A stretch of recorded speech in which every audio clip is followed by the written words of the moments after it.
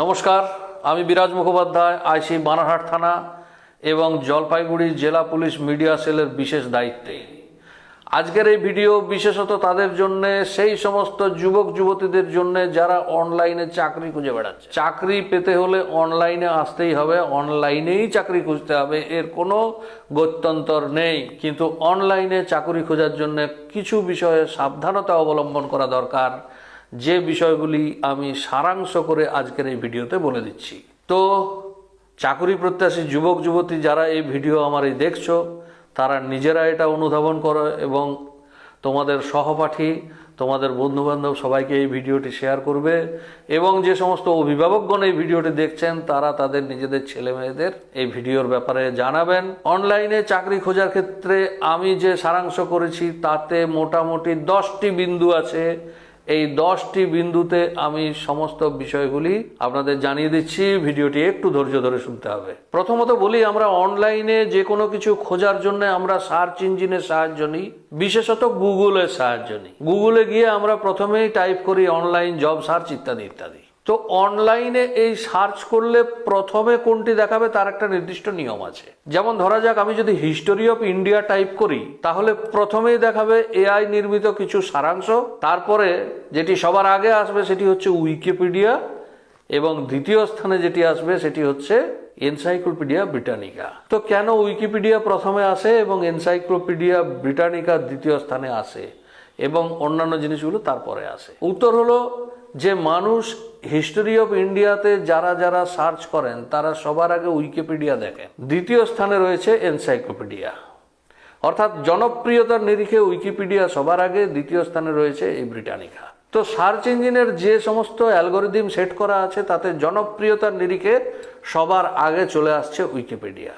তাহলে আপনি online job search যখনই লিখবেন, তাহলে যে সাইট সবাই সার্চ করে সেই সাইটটি সবার আগে আসার কথা।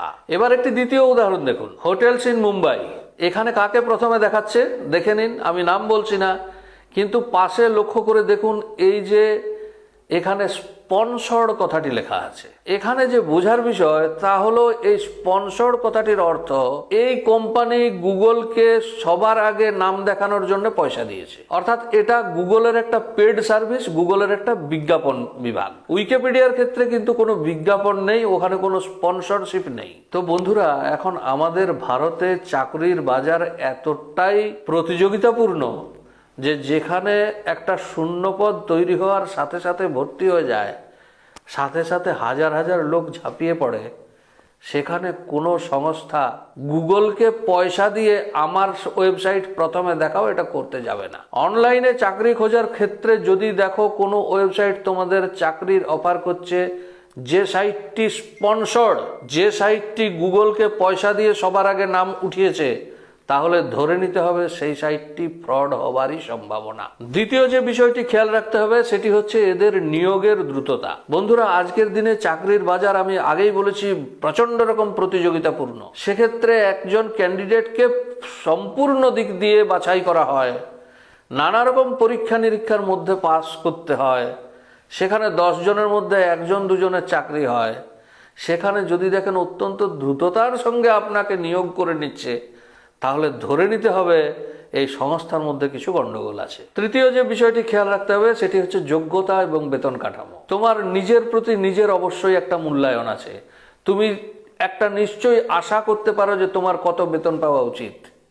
যদি দেখো সেই বেতন কাঠামো তোমার আশাতীত, তুমি যা আশা করছো তার বেশ কয়েক গুণ বেশি, তাহলে সন্দেহ করার যথেষ্ট কারণ আছে।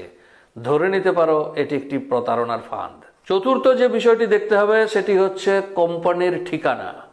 অনলাইনে যতই কাজ হোক, কোম্পানির একটা নির্দিষ্ট অফিস থাকবে, তার একটা ঠিকানা থাকবে। সেই ঠিকানাটি যাচাই করতে হবে, প্রয়োজনে অন্য সোর্স মারফত যাচাই করতে হবে। সেই কোম্পানিতে বিভিন্ন পদাধিকারী যে সমস্ত ব্যক্তিরা আছেন তাদের বাস্তবতা খুঁজতে হবে। কোম্পানির ল্যান্ডলাইন ফোন নাম্বার বা কোম্পানির নির্দিষ্ট ফোন নাম্বার খুঁজে বার করতে হবে।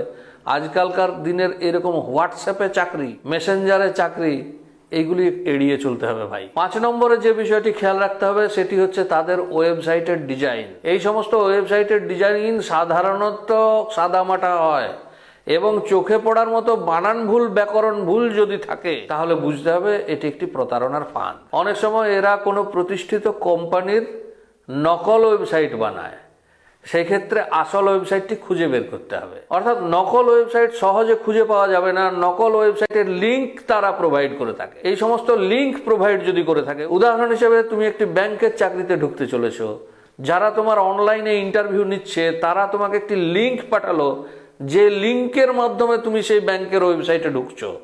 না, এই লিঙ্ক ছেড়ে গুগলের সার্চ ইঞ্জিনে সেই ব্যাংকের ওয়েবসাইট সার্চ করে মিলিয়ে দেখে নিতে হবে কি পার্থক্য আছে, আসল নকল পরিষ্কার হয়ে যাবে। ষষ্ঠত, অবশ্যই যাচাই করবেন রিপ্রেজেন্টেটিভদের ব্যবহার। অতি অমায়িক, অতি সদয়, একেবারে গায়ে পড়া। ভাই কথায় আছে অতি ভক্তি চোরের লক্ষণ। বেশি সদয় ব্যবহার, বেশি নরম ব্যবহার হলে সাবধান হতে হবে। 7 নম্বরে খেয়াল রাখতে হবে, যদি কোনো সংস্থা অর্থ চেয়ে থাকে, যদি কোনো সংস্থা অগ্রিম অর্থ চায়, তা সে যত সামান্যই হোক, কিংবা কখনো যদি বলে সুপারিশ চাই, তাহলে নিশ্চিত বুঝতে হবে সেটি একটি প্রতারণার ফাঁদ। 8 নম্বরে চেক করুন সংস্থার ইমেল আইডি। যদি তাদের নিজস্ব ডোমেন না থাকে তাহলে সাবধান হতে হবে। উদাহরণ দিয়ে বুঝিয়ে দিই, এবিসি যদি একটি কোম্পানির নাম হয়, তার ইমেল আইডিটি হবে xyz@abc.com, কিন্তু যদি তার ইমেল আইডিটি হয় xyz@gmail.com, yahoo.com, তাহলে একটু সাবধানে থাকতে হবে ভাইরা। নবমত, দেখতে হবে কোম্পানি কি তোমার কাছে ব্যক্তিগত তথ্য চাইছে। একান্ত ব্যক্তিগত তথ্য যদি চেয়ে থাকে তাহলে সাবধান হয়ে যেতে হবে, কোম্পানি প্রতারণার ফাঁদ হওয়ার সম্ভাবনা সর্বাধিক। আর 10 নম্বরে হচ্ছে অবশ্যই নিজের মন, নিজের সহজাত প্রবৃত্তি, তাতে যদি কোনো রকম সন্দেহের প্রকাশ হয় তাহলে সমস্ত দিক যাচাই করে নিতে হবে। দুঃখিত হওয়ার চাইতে নিরাপদে থাকা ভালো। তো বন্ধুরা, এই ছিল আজকের 10 দফা কিভাবে অনলাইনে চাকরি খোঁজা থেকে সাবধানে থাকতে হবে এবং কিভাবে চিনে নিতে হবে সঠিক ওয়েবসাইট এবং নকল ওয়েবসাইট। দর্শক বন্ধুরা, সাবধানে থাকবেন, সতর্ক থাকবেন। পরের ভিডিওর জন্য আবার আসবো আমি এই চ্যানেলে। ধন্যবাদ সবাইকে।